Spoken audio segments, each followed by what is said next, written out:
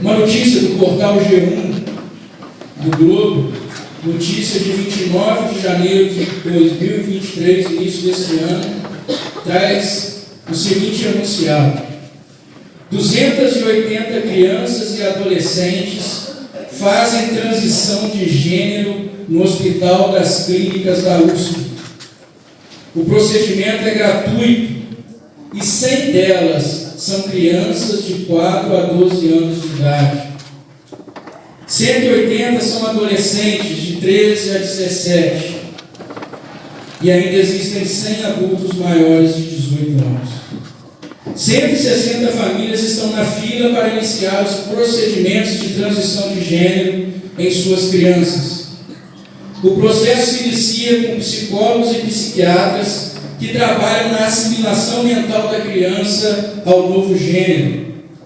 Dos 9 aos 14 anos, as crianças recebem bloqueadores hormonais da puberdade, bloqueando o desenvolvimento do sexo biológico da criança.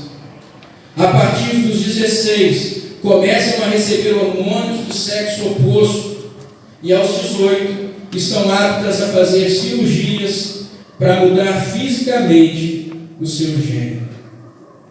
E diante disso, a pergunta que nos vem à nossa mente é a seguinte: será que a degeneração humana tem espaço para ainda se tornar pior?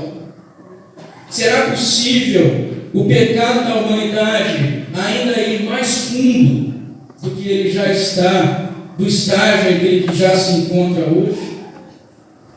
Em 14 de junho de 2023, o Christian Post noticiou uma entrevista de Yuval Harari, professor e conselheiro do Fórum Econômico Mundial. Nessa entrevista, Yuval disse que em pouco tempo surgirá uma religião que será de fato a verdadeira. Segundo ele, ela não será produto da mente humana, mas o seu livro base será escrito pela inteligência artificial. A Bíblia escrita pela inteligência artificial, diz esse conselheiro do Fórum Econômico, alcançará todas as massas e será uma realidade em poucos anos da nossa era. Diante dessas duas notícias e diante do texto que nós lemos, nós queremos meditar um pouco nessa visão que o profeta Daniel teve há 555 anos antes da vinda de Jesus. Nessa visão, quando ela traz algum animal, essa visão está querendo se remeter a algum reino. E quando ela fala de chifre, ela está pontuando os reis desses reinos. Como eu já disse, do versículo 1 ao 14, nós temos a visão, e do 15 em diante, a explicação da visão. E é nesta toada que nós vamos seguir aqui nessa noite para entender essa visão do profeta Daniel. Os irmãos sabem do contexto. Daniel foi um dos cativos de Jerusalém que foram levados escravos para a Babilônia. Aqui Daniel já não é mais um menino de 14 anos que havia chegado à Babilônia na época do rei Nabucodonosor. Quem governa agora é o rei Belsazar. E ele governa o Império Babilônico. E Daniel continua sendo um gestor que ocupa um cargo elevado ainda dentro do Império Babilônico, agora sob o reinado do neto de Nabucodonosor, Belsazar. A visão ela acontece. Daniel é levado para a cidadela de Suzã, que fica a oriente da Babilônia. E lá Daniel tem um vislumbre dado por Deus do futuro, do que há de acontecer por meio desses símbolos, desses animais, desses chifres que aparecem aqui, que é tão difícil de entender, e por isso eu peço a sua atenção. No versículo 3 do texto que lemos, Daniel enxerga um carneiro com 2 chifres. E no versículo 20, o anjo Gabriel, que explica a Daniel o significado da visão, revela que este carneiro com os 2 chifres faz referência ao reino da Média e da Pérsia. um reino que ficava a oriente do Império Babilônico. E no versículo 4, nós vemos que esse carneiro que vem com 2 chifres do oriente, que é o Império Medo-Persa, ele dá amarradas para o ocidente. Ou seja, ele avança para o ocidente. E aqui, meus irmãos, nós temos uma clara evidência de quando esse Império Medo-Persa, simbolizado por esse carneiro, ele invade o Império Babilônico e toma o Império Babilônico. Daniel tem essa visão mais ou menos 15 anos antes desse evento ocorrer, ou seja, Daniel está vislumbrando o futuro. Daniel vê esse carneiro com 2 chifres vindo para o ocidente, e isso simboliza o que viria de acontecer 15 anos depois, que de fato aconteceu. O Império Medo-Persa conquistou o Império Babilônico. Mas no verso 5, Daniel vê um bode voando, vindo do ocidente. E este bode é identificado no versículo 21 pelo anjo Gabriel como sendo o reino da Grécia. Esse bode que vem do ocidente, que é o reino da Grécia, diz o texto que ele tem um chifre notável entre os olhos. E esse chifre notável, diz o versículo 21, é uma referência ao primeiro rei grego. E de fato, meus irmãos, cerca de 2 séculos depois, a Grécia se tornou um grande império. E ela vai obtendo todos os territórios ao ocidente de maneira muito rápida. Esse primeiro rei, referenciado aqui por esse chifre que nasce entre os olhos do bode, esse bode que simboliza o reino da Grécia, é o primeiro rei da Grécia, que na história é identificado pelo rei Alexandre o Grande, o primeiro rei do Império Grego. Isso aconteceu 2 séculos depois dessa visão. E observe comigo agora o versículo 6 e o versículo 7. Vamos ler junto. Diz o texto que esse bode, que é o Império Grego, dirigiu-se ao carneiro que tinha os 2 chifres, o qual eu tinha visto diante do rio, e correu contra ele com todo o seu furioso poder.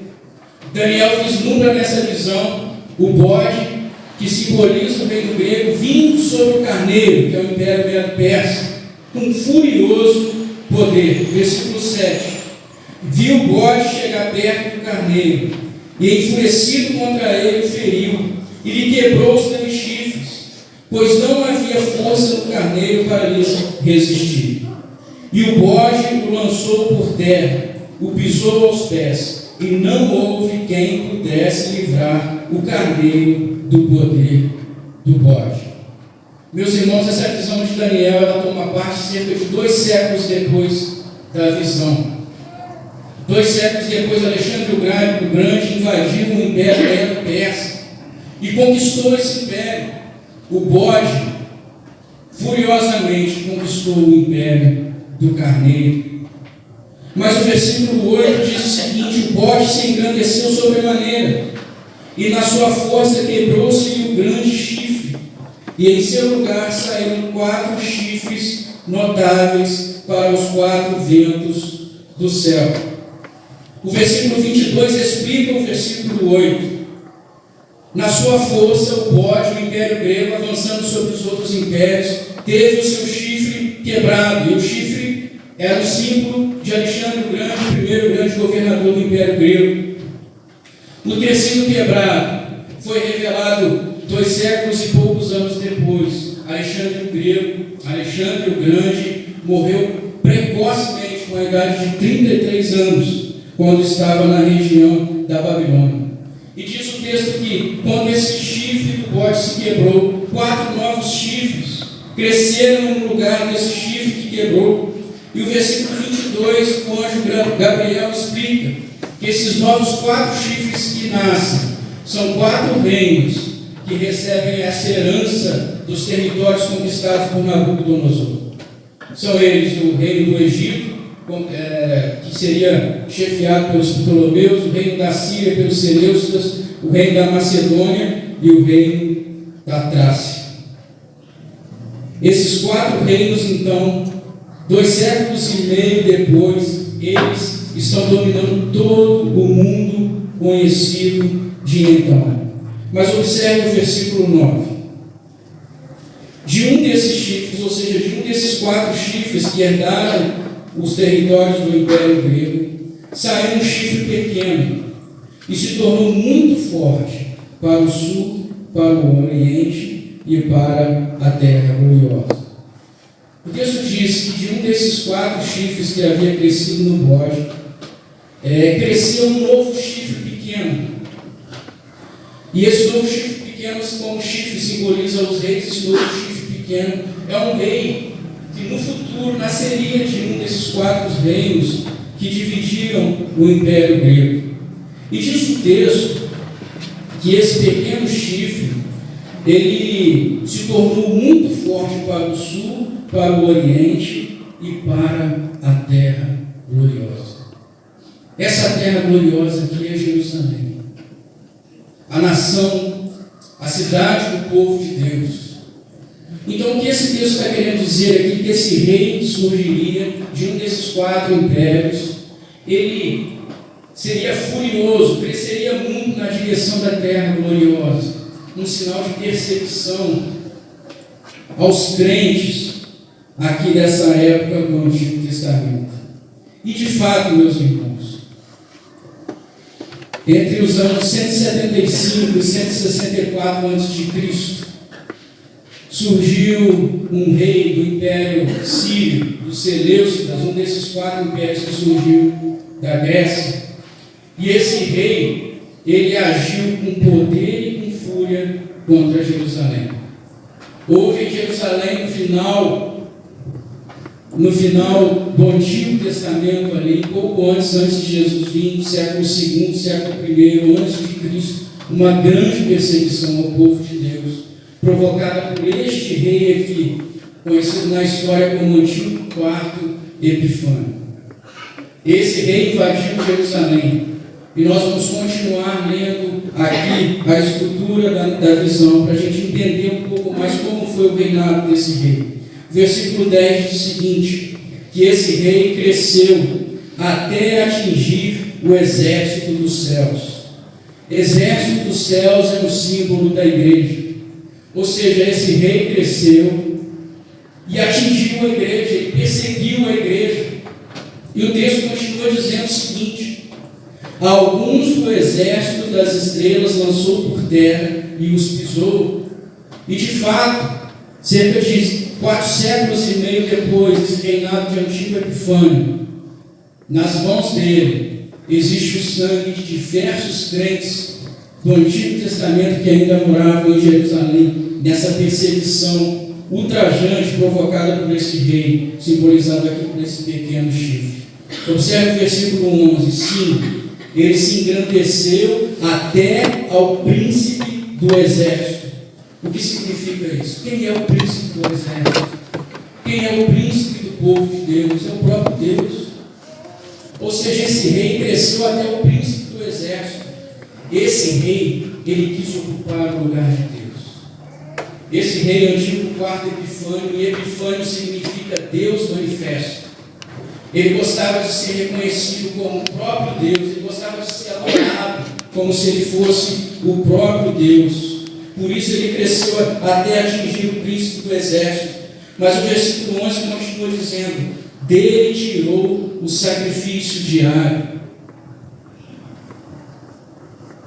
Na época do governo de Antíoco IV Epifânio, a adoração no templo de Jerusalém foi interrompida por 11 anos.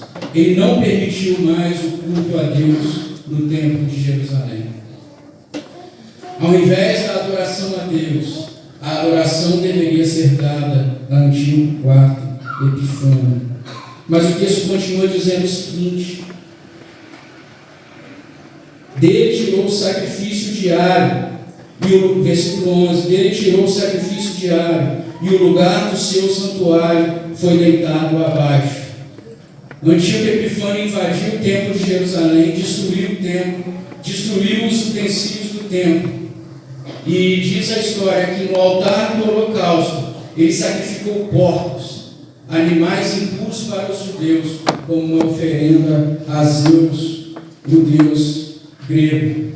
O antigo quarto Epifânio profanou a religião, profanou a adoração a Deus. E o versículo 12 continua dizendo: o exército lhe foi entregue, ou seja, o povo de Deus lhe foi entregue, com o sacrifício diário. O sacrifício diário era o sacrifício que todos os dias os sacerdotes apresentavam diante do Senhor no templo. Ele retirou o sacrifício diário, não havia mais adoração a Deus, e o povo de Deus lhe foi entregue nas mãos, e ele arrasou com Jerusalém e matou muitos do povo de Deus, diz o texto, por causa das transgressões. Diz o texto ainda que ele deitou por terra a verdade. Isso ficou claro quando o antigo Epifânio destruiu todas as cópias do Antigo Testamento que estavam no templo de Jerusalém. Ele deitou por terra a verdade, que é a palavra de Deus, e o que ele fez prosperou. Então, meus irmãos, essa visão de Daniel, ela faz referência a diversos reinos que se sucederiam ali no antigo Oriente Próximo, até chegar no reinado seleucida de antigo quarto Epifânio, que foi esse grande perseguidor da igreja, que queria ser adorado como se ele fosse o próprio Deus, e ele arrasou com a igreja da época do Senhor. Esse é o resultado da visão. A visão de Daniel de fato aconteceu. Ela foi um fato histórico e aconteceu na história com uma riqueza de detalhes tremenda que até nos deixa espantados. Mas a pergunta que vem ao nosso coração é: se essa visão de Daniel já aconteceu no passado, por que essa visão hoje chegou para nós?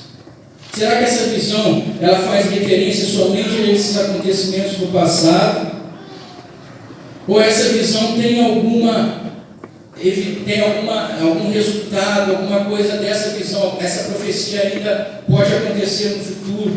Essa é a pergunta que chega ao nosso coração. Eu gostaria que os irmãos olhassem o final do verso 17, quando o anjo Gabriel diz o seguinte para Daniel: entende, filho do homem, pois esta visão se refere ao tempo do fim. Versículo também 19: e disse: eis que te farei saber o que há de acontecer no último tempo da ira, porque esta visão se refere ao tempo determinado do fim. Versículo 26, parte B: tu, porém, preserva a visão, porque se refere a dias ainda muito distantes. Ou seja, essa visão que Daniel teve, e ele não entendeu o significado da visão na época, tinha um cumprimento próximo, que foi o cumprimento dessa sucessão de reinos que tiveram ali, e desse rei que foi um grande perseguidor da igreja. Mas diz a palavra de Deus que essa visão, ela também se cumprirá no final, no fim, no último tempo da ira, em dias ainda muito distantes. Ou seja, essa visão foi preservada para que ela chegasse também nas mãos da igreja do Novo Testamento, e em especial a igreja dos últimos dias da terra. Essa visão também vai ter um cumprimento próximo, está tendo um cumprimento próximo nos nossos dias. E por isso eu peço que você que olhe o versículo 23, quando Gabriel continua explicando a Daniel o significado desse último rei que surgiu e que devastou a igreja. Ele diz o seguinte: mas no fim do seu reinado, e o fim do reinado aqui se refere ao fim do reinado dos gregos. Aí diz o texto: quando os prevaricadores acabarem, levantar-se-á um rei de feroz catadura e especialista em intrigas. Ou seja, quando o reino grego se acabar, diz o versículo 23, quando os prevaricadores acabarem. Essa tradução da Revista Atualizada não foi uma boa tradução para esse versículo dos originais. A nova versão transformadora traz uma versão melhor, que faz mais sentido com o texto original. Diz o texto da visão transformadora, aí onde está: quando os prevaricadores acabarem, ela diz assim: quando o pecado estiver no auge. Quando o pecado estiver no auge, levantar-se-á um rei de feroz catadura. A Nova Almeida atualizada traz a seguinte forma: quando os prevaricadores acabarem, no lugar disso ela traz o seguinte: e as transgressões tiverem chegado ao máximo. A Nova Versão Internacional traz o seguinte: quando a rebelião dos ímpios tiver chegado ao máximo. O que isso nos diz? É que quando o pecado chegar ao máximo, se levantará esse rei de feroz catadura, que no passado foi simbolizado por Antíoco IV Epifânio, que de fato destruiu Jerusalém. E Antíoco IV Epifânio veio uma época em que a palavra de Deus ela não existia mais, não existia profecia, a degeneração humana estava muito ruim, muito precária, muito devastada, pouco tempo antes de Jesus vir. Mas, meus irmãos, esse rei de feroz catadura, que veio como um tipo na pessoa de Nabucodonosor, na verdade, a referência final e o cumprimento final dessa profecia é na vinda do Anticristo. Antíoco IV Epifânio foi só um tipo, um modelo do Anticristo que viria no final dos tempos, no último tempo, como diz Daniel, em dias muito distantes. A visão se refere ao tempo do fim. Essa visão que te farei conhecer acontecerá no último tempo da ira, porque essa visão se refere ao tempo determinado do fim.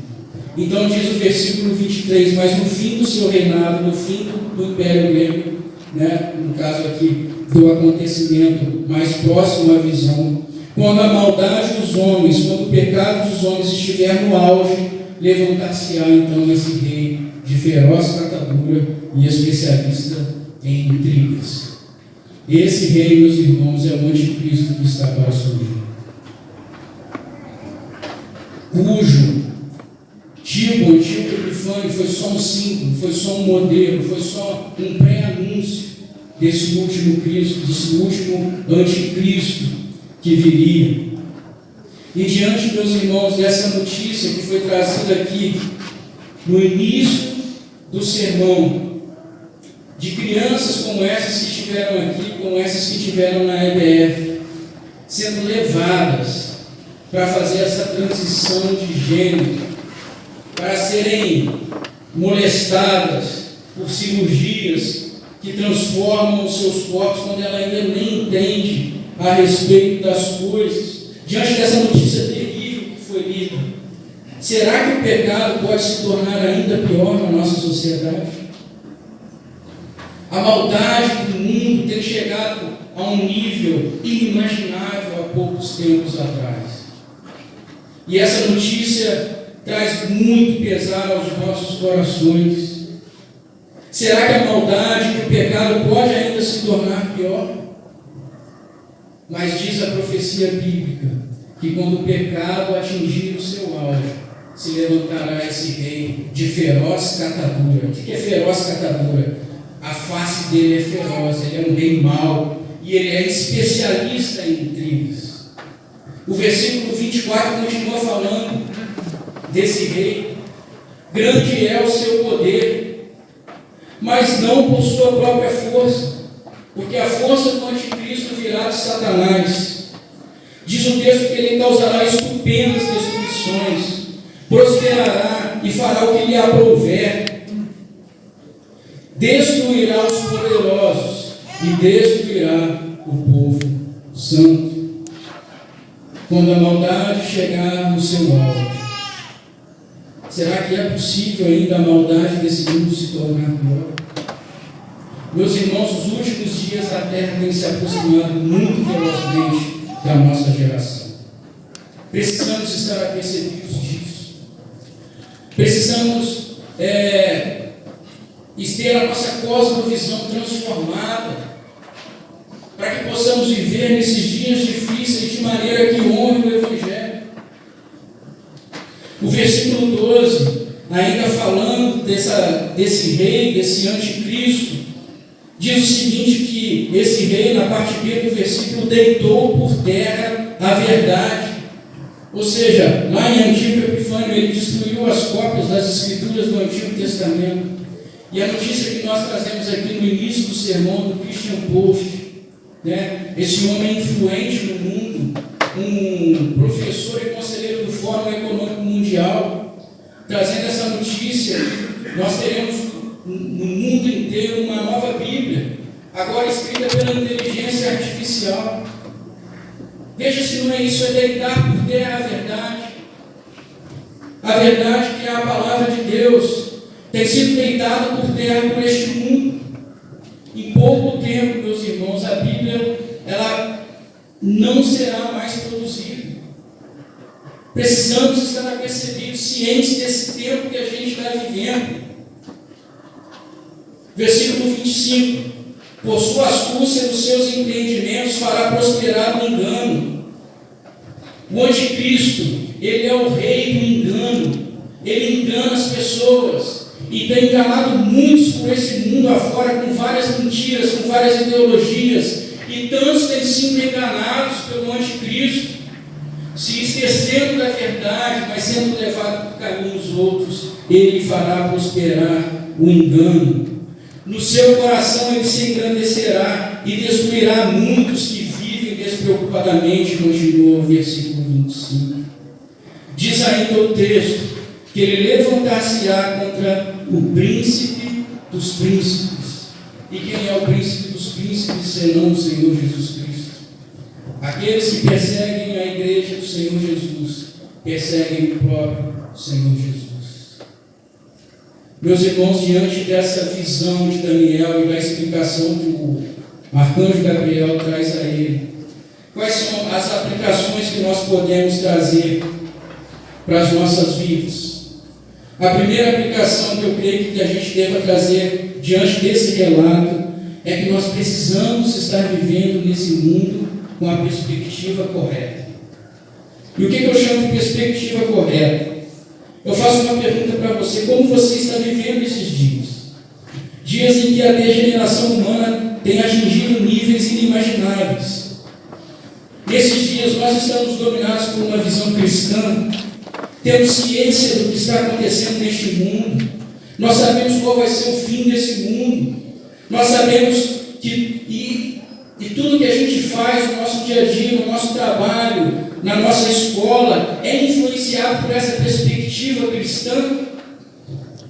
Nós estamos discernindo os tempos, nós estamos discernindo o momento que estamos vivendo, ou nós estamos dominados por uma cosmovisão mundana, achando que tudo que tem acontecido por aí é normal. É o famoso não tem nada a ver. Não tem nada a ver. Se é assim mesmo, as coisas vão continuar assim. Sobre que perspectiva nós estamos vivendo? Esse mundo caminha para a sua consumação. E sobre que perspectiva a igreja do Senhor está vivendo? Precisamos viver sobre a perspectiva correta. Nós somos aqueles chamados para viver na verdade. Nós somos aqueles chamados para pregar o Evangelho a esse mundo perdido. Nós somos chamados a viver em santidade.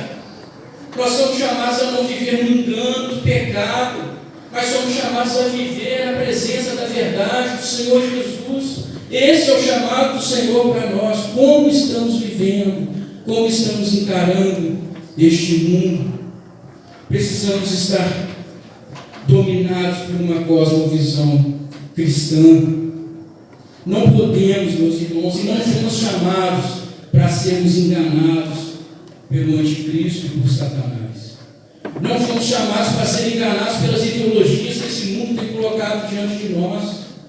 Não somos chamados para sermos enganados pelo hedonismo, pela busca por prazeres sem fim que esse mundo tem colocado diante das pessoas, e elas têm sido enganadas por isso, têm sido anestesiadas, não têm discernido os tempos, não têm se voltado para Deus, não têm entendido que esse mundo caminha para um fim trágico. O diabo, na pessoa do anticristo, e o espírito do anticristo já atua entre nós. Ele tem feito para prosperar o engano, e muitos estão sendo enganados por ele. Mas como resistir? Como resistir ao engano do anticristo? E esse espírito do anticristo já atua por aí, ele só aguarda que seja tirado aquilo que o detém para que esse homem da iniquidade seja manifesto. Como resistir ao engano? E a resposta está no versículo 26, parte A. Diz o seguinte: a visão da tarde e da manhã que foi dita é verdadeira. Como resistir ao engano? Se apegando à verdade. A visão da tarde e da manhã que foi dita é verdadeira. A profecia é verdadeira. Ela tem se cumprido ao longo dos tempos. Ela se cumpriu no passado. A visão que Daniel teve 555 a.C. se cumpriu 15 anos depois. Ela se cumpriu 200 anos depois, quando o Império Grego dominou o Império Medo-Persa. Ela tem se cumprido ao longo da história. Ela se cumpriu na vida do Messias. E ela vai se cumprir.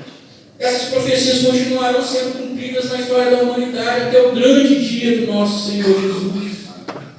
Como resistir ao engano? Versículo 26. A visão da tarde e da manhã que foi dita é verdadeira. Tu, porém, preserva a visão. Preserva a visão. Preserva o que você tem aprendido na palavra de Deus. Guarde a palavra de Deus no coração. Faça com que ela nunca seja apagada do seu coração, para que você não seja enganado pelo intento do anticristo. Preserva a visão. Se apegue à verdade da palavra de Deus. Aqui está a saída. Aqui está o esconderijo dos eleitos de Deus, a palavra de Deus. Aproveite a sua escola dominical. Se dedique ao estudo da palavra de Deus, que é isso que vai te dar força para vencer os enganos desse mundo. Então, a segunda aplicação para nós é: se apegue à verdade, preserva a visão. E a terceira aplicação para nós é de que a vitória é certa para aqueles que se apegarem à verdade. Veja o versículo 25, na parte B. Diz o texto que o anticristo se levantará contra o príncipe dos príncipes, mas será quebrado, sem esforço de mãos humanas. Antíoco IV Epifânio, protótipo do anticristo do passado, morreu de uma doença nervosa que ninguém sabe de onde veio, nem sabe para onde foi. Mas ele teve uma doença nos nervos e morreu. E o último anticristo que há de surgir, trazendo engano, trazendo perseguição à igreja, também será destruído sem esforço de mãos humanas. No dia do Senhor Jesus, quando o sinal dele se mostrar no céu, e ele vir cavalgando pelas nuvens do céu, ele destruirá o anticristo com o sopro de sua boca. Diz a epístola de Paulo aos Tessalonicenses. Será destruído sem esforço de mãos humanas. A vitória é certa para aqueles que se esconderem na verdade. A vitória é certa para a igreja do Senhor. A vitória final é de Cristo e de sua igreja. Precisamos nos apegar a isso. Precisamos nos apegar à verdade. Porque a vitória é certa para aqueles que colocarem a sua esperança no Senhor e se esconderem do engano na verdade da palavra de Deus. O anticristo será derrotado pelo advento da vinda do Senhor Jesus. Por isso, fique na verdade, se apegue à verdade, pois a vitória é certa para a igreja do Senhor Jesus. O reino do anticristo será um reino muito curto. O Antíoco Epifânio reinou por 11 anos apenas. E diz o livro de Apocalipse que o reino do anticristo também será muito curto, e ele será surpreendido pela volta gloriosa do Senhor Jesus. Aleluia.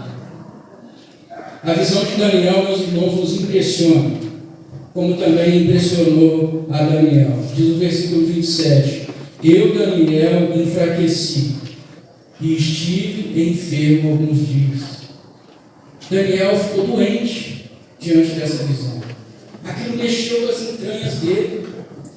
E certamente essa visão também nos deixa impressionados, um pouco impressionados, por sabermos para onde esse mundo está indo. Contudo, essa visão é real. ela é verdadeira e ela foi preservada para que chegasse nas nossas mãos e nós fizéssemos bom proveito dela. Daniel não entendeu o significado na hora da visão, diz o texto do versículo 27. Espantava-me com a visão, e não havia quem a entendesse, mas ele obedeceu ao Senhor. Ele escreveu a visão, porque o Senhor Deus tinha dito a ele para preservar a visão, e ele preservou a visão. E agora a visão está nas nossas mãos, e é nosso dever também preservar a visão. Diante de um mundo de engano, o desafio do Senhor para nós nessa noite é que nós nos apeguemos à verdade, é que nós preservemos a visão. Que Deus tenha misericórdia de nós e que o Espírito Santo de Deus nos ajude e que possamos ser encontrados pelo nosso Senhor no último dia de pé, vestido com vestes brancas, vestes de santidade, aguardando o nosso noivo, o nosso Senhor Jesus. Que Deus nos abençoe. Amém.